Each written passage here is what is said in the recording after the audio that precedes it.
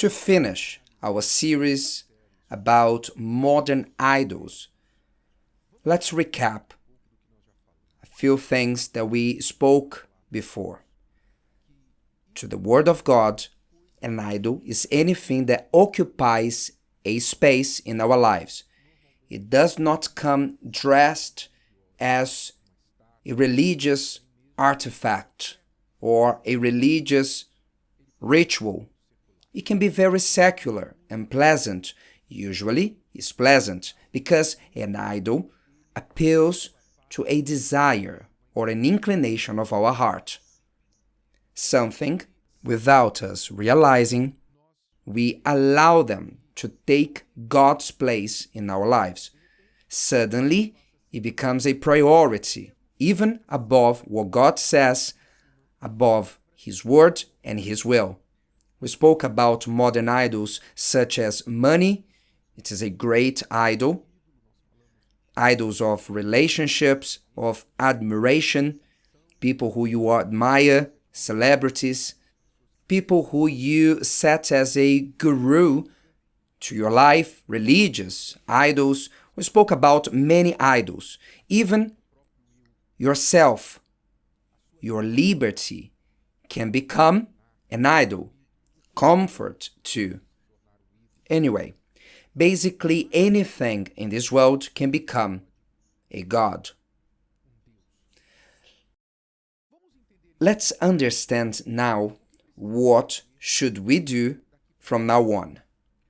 Because it is essential to detect that idols still exist.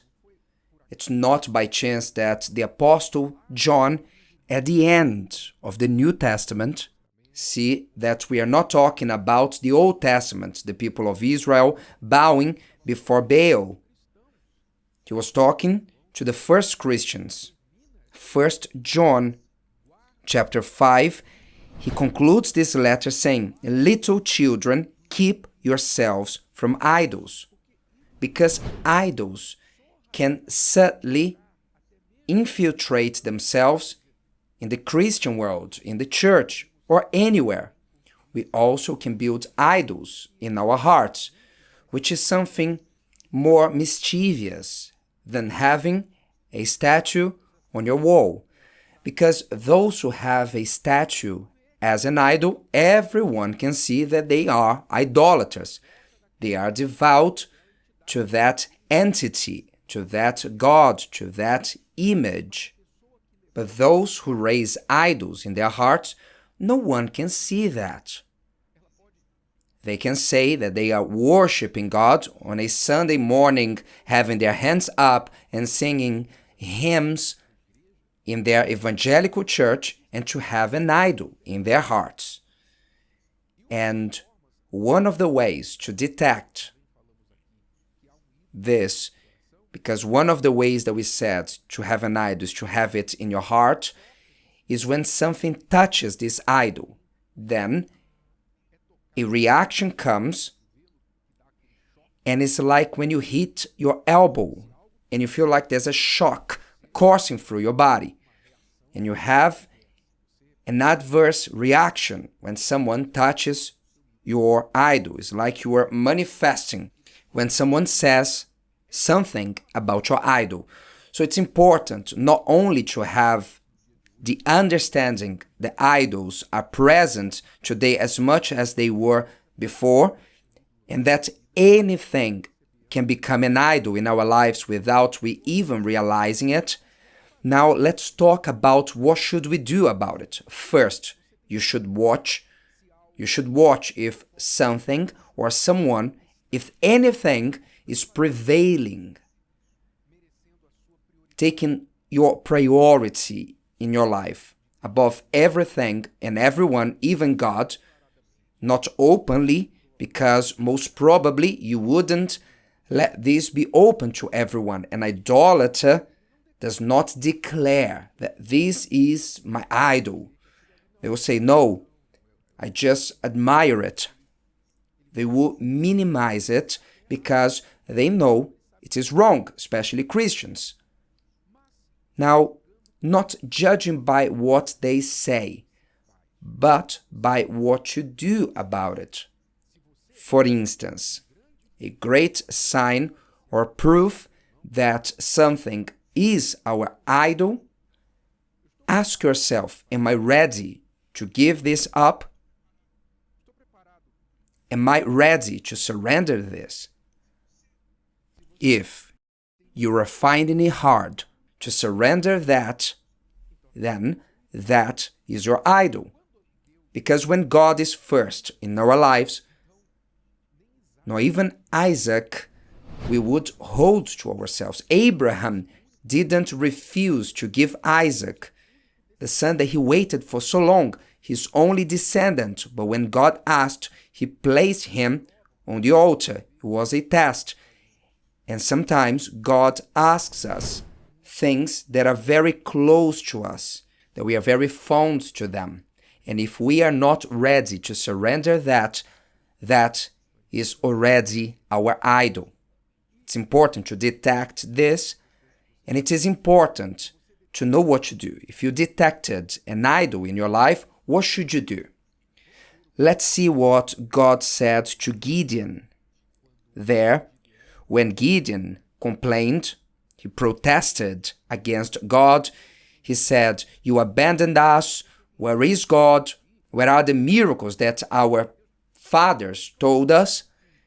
Gideon complaining to the angel as if God had abandoned the people, but with an idol at his home, a big idol, an altar to Baal in the house of his father.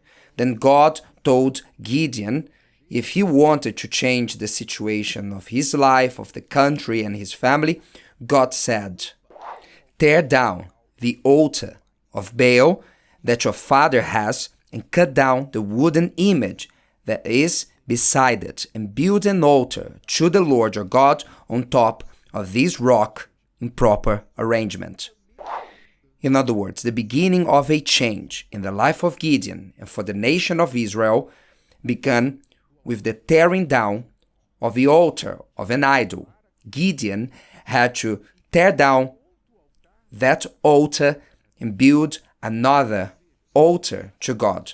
So it is not enough to identify the idol. You must remove the idol from your life and say, "It's enough. I'll remove this from my life." And you must put God in the place of the idol. Did you understand?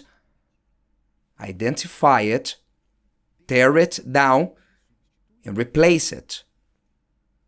To tear down, for some, is the hardest part, because some may say, "How will I live without this idol? I no longer depend on money. I will lose the fear about tomorrow. I will lose the fear of missing something out, and to live by the daily bread, I will take my trust from my money that I have always trusted in, that I have learned that I must have my savings. I must have a good amount of money for any emergency. I have something to resort to." Please, I'm not saying that you should not have savings. I'm saying that you should not lean on money or to trust in your wealth, as Jesus said.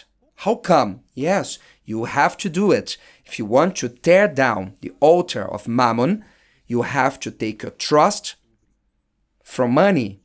One of the reasons why that God established tithes and offering is this, so that every time we separate our tithe, that we present an offering, we must remember who is our provider, which is not the strength of our arm, but Him. He will provide, right? The well-known words of Abraham, God will provide. You have to tear down the trust you have in these things. And you have to go through things that are radical, like taking a solid foundation that you lean on from you. As Jesus said to the young rich ruler, if you want to have the certainty of salvation, I see you trust in money, so you distribute all to the poor, and later you will follow me. And the young man was not ready to tear down that idol. So some must be radical, as Gideon had to be radical and tear down that altar from his father's house. I remember that I was fixated to some kind of music in my adolescence, and I collected cassette tapes and I followed artists. I was fixated in that.